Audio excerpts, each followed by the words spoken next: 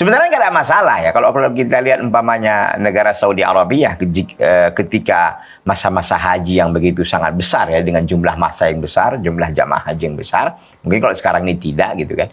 Itu mereka sampai buat kornet gitu. Dikornetin itu daging karena memang nggak ada lagi yang mau makan. Bayangkan masing-masing jamaah haji itu ada hadiunya gitu. Ada sembelihan hewan kambingnya. Belum lagi yang kurbannya. Orang Arab kalau kurban kan biasanya banyak gitu. Bisa 100 ekor onta. Ontak lagi 100 ekor lagi gitu kan.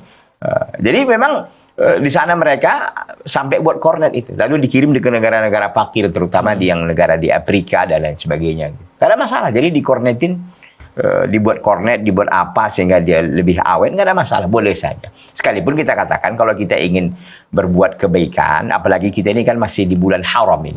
Ini Zulhijjah belum berakhir, sebentar lagi kita akan masuk bulan Muharram, adalah bulan-bulan dihormati, diagungkan, dimuliakan dalam Islam.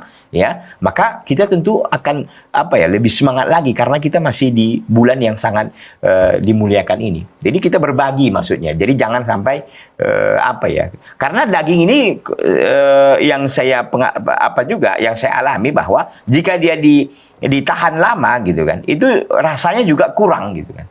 Kenikmatan, kelezatannya juga tidak lagi sewaktu dia fresh gitu kan. Ini sudah agak lama, dagingnya juga tidak, rasa nikmatnya itu udah berkurang. Jadi lebih baik kalau memang ya kita mungkin boleh seminggu, 2 minggu, tapi jangan sampai sebulan, 2 bulan, 3 bulan, sampai setahun tadi sampai ketemu Idul Adha lagi, janganlah. Ya kita berbagi dengan yang lain kan kita akan lebih banyak dapat pahala insyaallah taala.